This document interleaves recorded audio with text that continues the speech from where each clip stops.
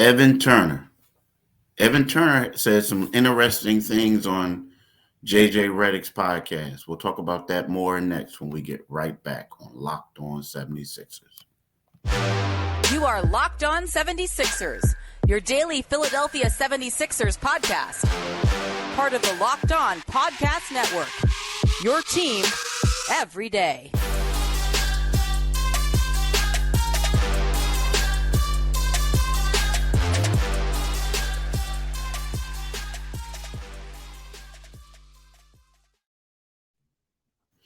Thanks for making Locked On 76ers your first listen. We are free and available wherever you get your podcasts. And today's episode is brought to you by Bird Dogs. Go to birddogs.com/LockedOnNBA or enter the promo code LockedOnNBA for a free water bottle with any purchase. You don't want to take your Bird Dogs off, we promise you. At least I hope you don't take them off, at least not in front of me. Just joking. But I'm co-host Keith Pompey. I got my man John Mitchell back in the building. What's up, John? How you been, bro? Keith, I've been well, man. How are you, bro? I can't complain. Mitch, we always, it's funny, like you and I, we talk a lot. We share a lot of things on social media about stuff that's being said. And, the one thing is, I think this is a good talking point because prior to me becoming a beat writer, you had to beat, right? Mm-hmm. So I know Elton from, covering him that first season, but you covered him, for a while he was with the Sixers, right? Right. He said some things on JJ Redick's podcast. Mm-hmm. Was it The Old Man and the Three podcast, which is a great listen. It is. The thing that gets me is, when you talk about Elton Brand, you talk about Evan Turner. You look at him and people say that he was a bust. He was a bust. But on here, you got JJ Redick, a former Sixer. Now, he didn't play with Evan Turner for the Sixers, but Andre Iguodala did. And Andre comes out and says, basically, they made a mistake by drafting him. And it wasn't because of Elton. He just wasn't a good fit, right? Right. And my question to you is, do you agree with that? Because when we look at that draft, you had DeMarcus Cousins, you had Derek Favors, you had John Wall, you had Evan Turner, but at that particular time, it was all about John Wall and Evan Turner. Right. Like they were the two. They were the two that everybody wanted. Other people's like, yeah, they're great, but we don't know how they would fit in, this and that. So my question to you is, the Sixers mess up by drafting Evan Turner?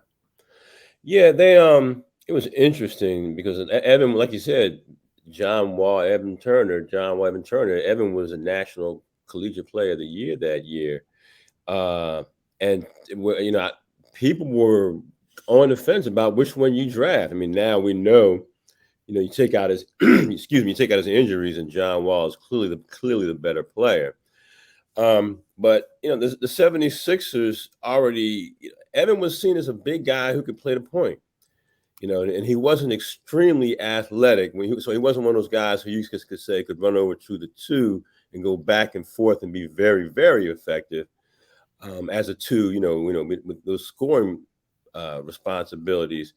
But if you look at it in hindsight, Doug Collins was the coach at the time, and Doug Collins loved Drew Holiday.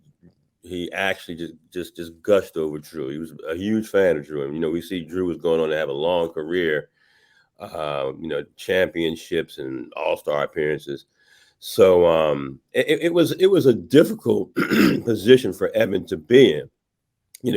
When you draft somebody at number 2, you're looking for somebody who can step right in and play an important part in what you're doing as a team.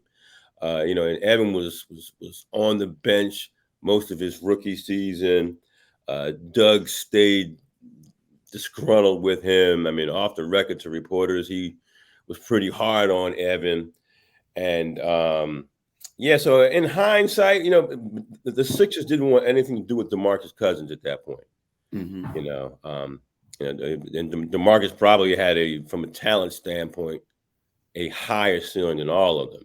So, when Evan got here, you saw improvement and you saw flashes from game to game and even from season to season. In his last season here, he averaged about 17 points per game, and was looking like a well-rounded contributor on an NBA roster. But at that point, in hindsight, as crazy as Marcus Cousins was, I think at that point, the NBA was starting to go to that point where you just load up on talent. If the talent is there, you take him, and it's getting close to positionless basketball. So I think in hindsight, but it's always easier to make these grades in hindsight that, Evan was not a good fit and probably got drafted higher than he should have been drafted. Yeah. I mean, that could have been it. But when you look at it, like you said, I think a lot of people were blown away. I mean, he was an older player, right? Mm-hmm. Comparable to the other ones. Mm-hmm. But a lot of people were blown away by, the accolades that he received that year. And I think at times now people are starting to realize just because you're the National Player of the Year doesn't warrant you to be a top 5 pick, right? Right. It just doesn't. Right. I mean, he was flash. He was at Ohio State. But, he was a guy who, wasn't the man in high school. Now, he was a great player, but he wasn't even the best player on his high school basketball team, right? Mm-hmm. He wasn't the McDonald's. He wasn't this. He wasn't that.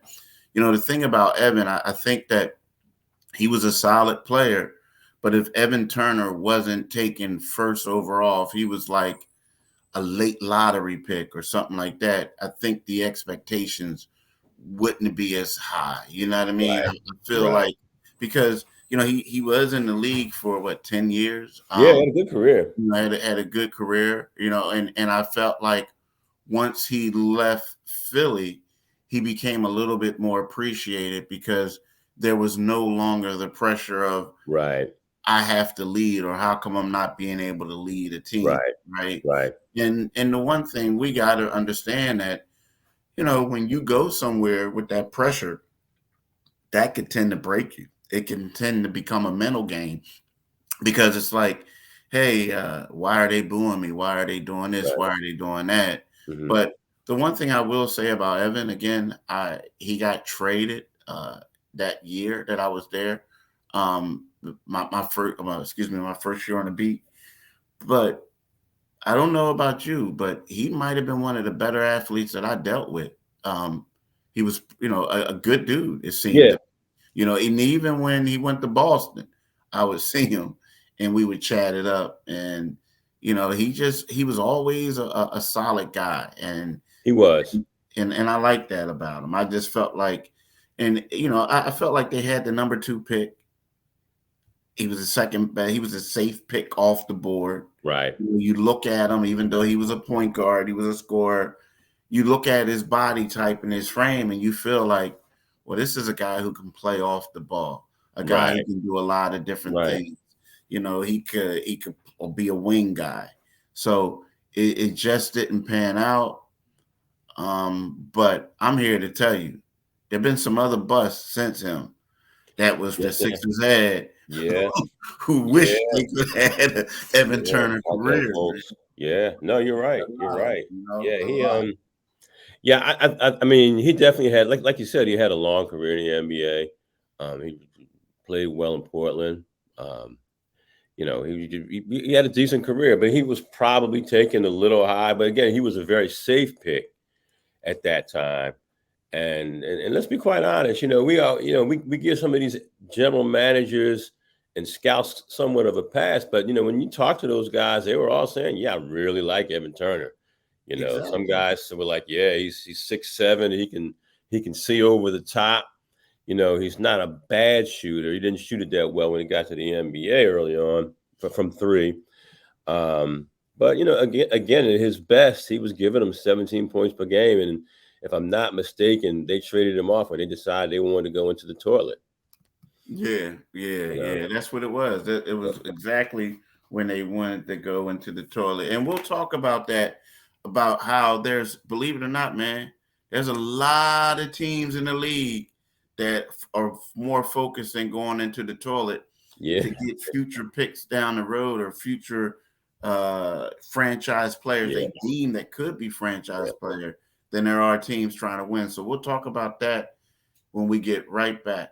But right now, I want to talk to y'all about Bird Dog, right? So look, Bird Dog makes you look good. Why does Bird Dogs make you look good? Because Bird Dog stretch khaki shorts are designed to fit slimmer through the thighs and legs, giving you a truly sculpted look. So it's kind of like one of them things where, you want to look all nice and slim, trim. Just go out there and purchase some of those Bird Dogs. What do you say, my man? The athletic look. The athletic ducks, right? Because what it is it fixed the issue by inventing cloud knit fabric that looks just like khaki, but stretches so you get a way slimmer fit without having to sacrifice movement. So that's good. This stuff is pretty good, Mitch. Now, the thing about it is what you need to do is you have to go to birddogs.com/LockedOnNBA or enter the promo code LockedOnNBA at checkout for a free Bird Dogs water bottle with your order. That's birddogs.com/LockedOnNBA for a free water bottle at checkout. You won't want to take your Bird Dogs off, we promise you, right? So I'm telling y'all need to do that. I got the water bottle. I don't have it in front of me. I'm sorry about that. But this is something that you guys would really like to have. Now, what we want to talk to y'all about is, here we go. We talk about these teams. And, I remember, Mitch, my first year on the beat. It was the Sixers, the Knicks, the Boston Celtics. Were all trying to lose. The one team in the division, the two teams in the division who were trying to win were the Raptors and the Brooklyn Nets. And then shortly thereafter, then the Brooklyn Nets were like, oh, we got to get rid of these old timers we had. Yeah. Because at that point, they had Paul Pierce, they had KD, right? So it was like, yo, what's not KD, KG, Kevin Garnett. So it was like, yo, what's going on? And one thing that on that podcast, Andre Iguodala said, there's a lot of teams out there trying to lose. And that is true, man. That is. Think about it. And what they do is weird because you feel like it's a cycle. Okay, you look at it right now. You say to yourself, how many teams in the NBA have legitimate chances to win the title this year? Right? How many? Very few. You could say, yeah. I'll say the Boston Celtics, the Milwaukee Bucks, the Denver Nuggets. You know what I mean? Who else? Who else? Who else? Yeah, somebody has to emerge, but when you look at it, it's almost like that every year, But and why? Because there are certain other teams that are compiling draft picks, right? Right. They're compiling draft picks trying to get that. Now, maybe I think a team like the Miami, we don't know what Miami is going to do as far as who's going to be on the roster. There are other teams, they may have to get guys healthy. Or are they going to get our guys going to step up? But yeah, for the most part, the league nowadays, man, it's kind of and it's kind of you got a lot of teams that are just content with tanking. A lot of teams don't want to win. They just don't. And I don't know if it's because of an entertainment standpoint. They wake up reality and realize they don't have the roster? So what they do is they just try to let's see who's the next superstar going to come out in the draft, and let's go after and get that person. So, it's crazy situation. It's something that I dealt with these 10 years going on to my 11th season covering the NBA. And I'm pretty sure you've seen it a plethora of times during your time. I did. And even going back, to the guy who gets the reputation, when I was in Washington, the guy who gets the reputation as arguably the biggest bust, even though Kwame did have a 10, 12-year career. I saw it in Washington. They realized that they weren't very good, and they said, well, we're just going to, that's when all those high school kids were coming out, and they were hell bent on getting the top pick that year. They knew and they just didn't have the talent. And it's an unfortunate thing because in this league, you if you haven't spent your money wisely and you don't have the assets, you've almost have to lose to acquire those assets. Theoretically, the top picks will make you better. Theoretically, with the process, we've seen it just get us to the 76ers just to the second round and not beyond. But there's a lot of it in the NBA, a lot of tanking. And you wonder if, but the thing is, teams will continue to do it as long as they sell merchandise, as long as they put fannies in the seats, they will. But it does. Every year, like you said, you go into this season and Denver is a front runner. Boston has a good shot. And Phoenix maybe. I don't know. We say Phoenix every year, but it just never pans out there. And every year you're looking at the same. And it was kind of like that when San Antonio and the Lakers, you knew one of those teams was coming out of the West, 20 years ago, 15, 20 years ago. And it's kind of the same thing now. We're almost taking an eraser to the Philadelphia 76ers now because of what's going on, the James Harden situation, how things have panned out with them stockpiling picks and it not working. So, the Sixers aren't in tank mode, but how far away from tank mode might they be if things go south this year? Yeah, and that's the thing. When you look at it, it's set up because when you look at their contracts, you say to yourself, okay, you have Joel Embiid coming back past the year. This is his first year of his extension. Of his contract extension. Paul Reed, but his contract isn't they got to make the second round of playoffs for next season to become guaranteed, and then they got to make the second round of playoffs next season for next year's team, the following seasons to become guaranteed. So it's kind of so that's an incentive to win. That's an incentive to win, but let's keep it real though. If they decide that we don't want to win, right? They got a lot of people coming off the books, and then they can just be like, next year, well, yeah, we're not going to win. And then what happens? He's off the books, basically. Right. So they got it set up, but it just seems like a lot of teams are rebooting, and that's something that you rarely see you're starting to see it now in the NFL. Like the Miami Dolphins didn't a couple years ago, didn't hide the fact, but the NBA is the one team that does it a lot, and the Sixers mastered it to a point where they made some rules and restrictions with it. But that's just the downside of the NBA and that's the downside of the NBA season, because it gets to a point where for some teams it becomes meaningless, right? I remember my first couple of years of covering the Sixers. It was crazy. I felt sorry for you, bro. Because I would tell you, I said, this is not the real NBA, but go ahead. Nah. Yo, I remember the first time, was it the first or second time, but I was in Indiana. And Indiana, the low, how you go to the thing and the low minute guys or guys who are deemed ain't going to get any minutes, they get put through a real workout before the game, right? Real workout, sweating, everything. So I'm sitting there and I'm watching these three dudes who supposed to be done, cooked out the league, right? Into the bench dudes. And they were knocking down shots, doing all types of things. So I said to the assistant coach, I said, yo, you mean to tell me those three can't make the rotation? He was like, nah. I said, dude, between the three of them, I've probably only seen 3 missed shots. And he says, that's the NBA, bro. That stuff you covering, that ain't the NBA, bro. Yeah. He just walked off. He was laughing at me. And I was like, I see. Because, dude, I'm talking about these dudes were supposed to be old cooked.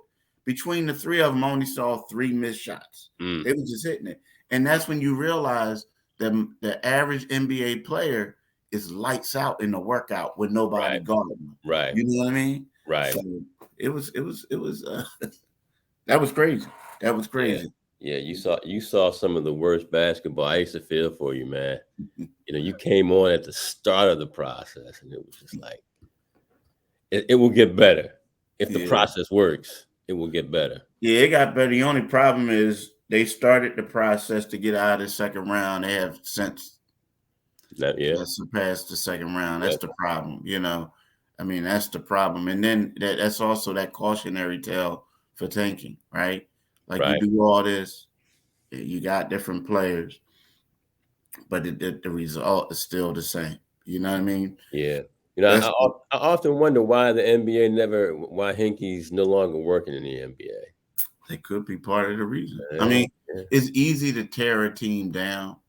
Now, the one unfortunate thing for Sam is he never got an opportunity to show that he can do more than that, right? Right. I mean, I think he deserved an opportunity to do it because, you can say what you want about him, but the way the mistakes that they made, like anybody could have made those mistakes. Yeah. Right? You know what I mean? Yeah. Like, and you know what? Yeah.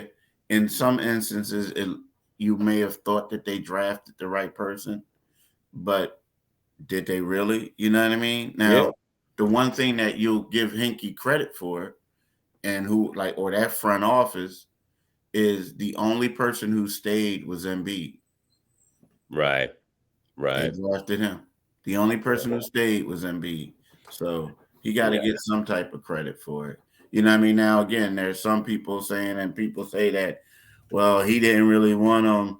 He wanted Marcus Smart, yada, yada. Mm-hmm. Well, he was still that front office, the people that were there were the ones who selected him. So, you know what I mean? You got to give them credit because the other dudes, the other lottery picks they had, or top lottery picks they had since then are no longer on the team. Right. You know what I mean? So it is what it is. But look, when we get back, I want to talk to you about what does this. Now we mentioned it before. We talked about Kelly Oubre, but apparently Kelly Oubre and James Harden don't really see eye to eye. They don't get along. So there's a lot of thought that the addition of Kelly Oubre could mean that James Harden is definitely out of here. Yeah.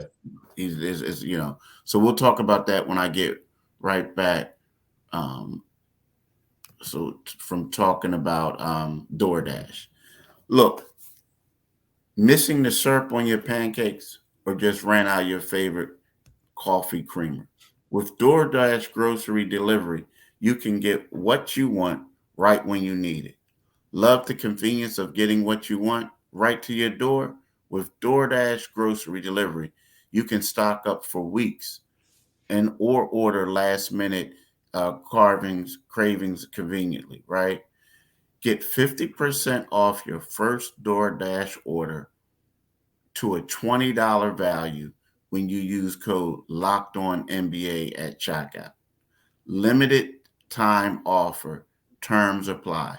That's 50% off up to $20, no minimum subtotal, and zero delivery fees on your first order when you download the DoorDash app in the App Store or enter the code LOCKEDONNBA. Don't forget that code LOCKEDONNBA for 50% off your first order with DoorDash. So, Mitch, now here's the deal. So, we don't have to get too far into it, whatever, but, apparently, Kelly and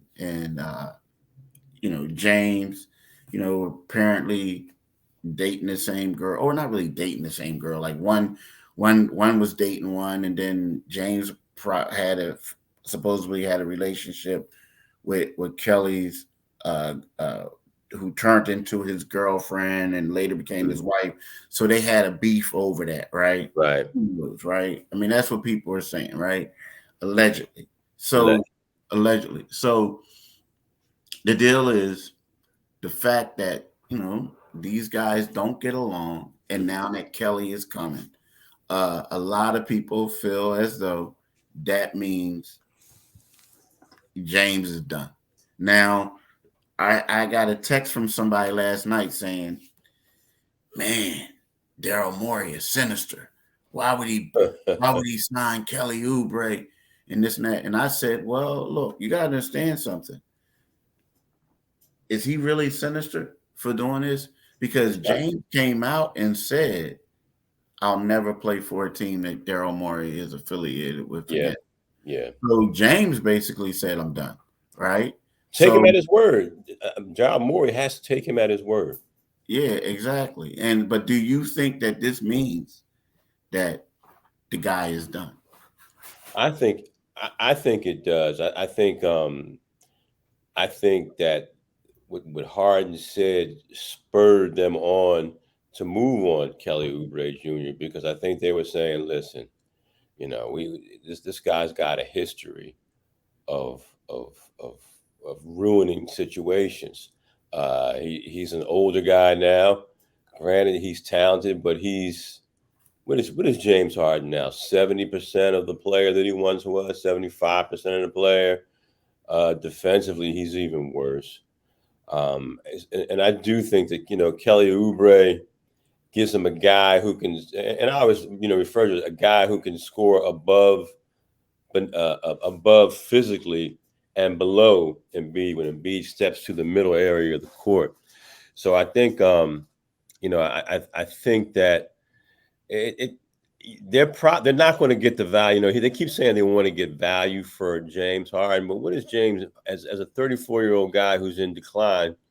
What is James Harden's value? James Harden's not going to come. You're not going to get James Harden showing up at camp at 208. Svelte, ready to play. You're going to get, he'll be James Harden. And we still don't know if he's, like he said, he's never going to play for Daryl Morey or any organization that Daryl Morey works for.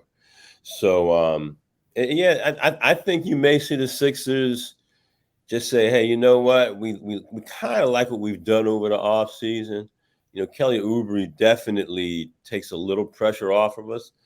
And now we can, get they may get to the point where they say, let's get what we can get for this guy, because they've already tested the market for James Harden, the real market for a guy who's a top 75 player, a guy who led the league in assists. And, if he plays somewhere else, he'll put up nice numbers again. But a lot of James's numbers now, what I call empty calories. They don't get you to victories in late May and June. They just don't. So I wouldn't be surprised if they're now working full speed, with the season creeping up on us to move him. Yeah, the thing that I heard is that, like, the thing with Kelly is, like, this summer they were interested in, right? Mm-hmm. I'm signing free agent. Now the thing is that some people felt like this thing could have happened a while ago, but I think there might have been a little bit of apprehension from Kelly's side, coming here because of that. Absolutely. Right?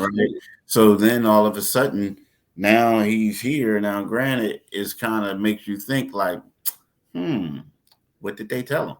You know what I mean? Like, what did they tell him? Right? Yeah. So it to me, I think that could do it. And I also feel like, James is about, I guess, in a way, in the past, let's keep it real. If James and Kelly didn't have a relationship, or they have a beef, so to speak, or nemesis, whatever you want to call them, it's one of those things where in Houston, you knew he wasn't going to play for Houston back when James was in his prime, because James had the power to be like, nah, I ain't playing with him. Right. So now, if you look at James, you're like, dang, they're going to bring him in here? Oh, I'm definitely not coming back now. Yeah. I mean, so unless they can get the rid of. Now, you think that sometimes when money talks,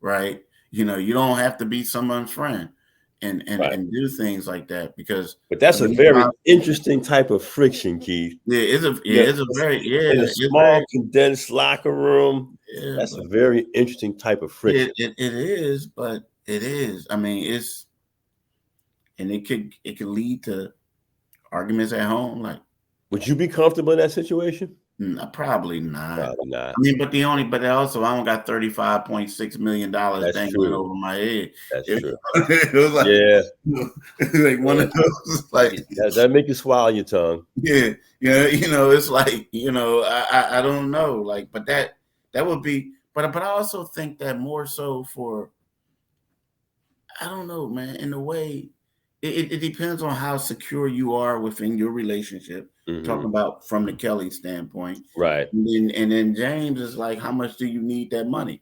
Like, so it is what it is, but that's a tough situation. That's a tough situation.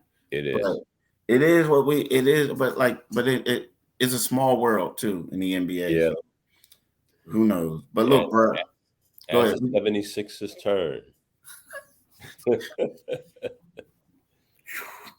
70 dramas. It's always something. It's always something. But look, bro, I want to thank you for coming back on. I want to thank y'all for listening. You can get this podcast wherever you get your podcast. It's free and available. You can also go to the Locked On 76ers YouTube channel. And when you go there, click on the Liberty Bell. You become a new subscriber. You also get notifications when this podcast comes out. So thank you, my man, Mitch. I want you to have a blessed weekend. You as well, my brother. I also want y'all to have a blessed weekend. So, I mean? So we'll have it all. And then, hey, Mitch, before you go, you think Colorado going to pull off the upset tomorrow, Saturday? Who is it? Oh, Oregon. Yeah. You know what? I'm rooting for the story, Keith. Yeah. I'm rooting for that story. That's a significant step up. Yeah, that's a huge step up. But you know what? You never know, right? That's why they play. I tell you what, it might be one of the most watched games in the nation again. Yeah, exactly, man. People tune in for the Buffs, man. Yeah, they do. They definitely do. All right, bro. Thanks, man. I really appreciate it. Let's play your theme music. I know, right?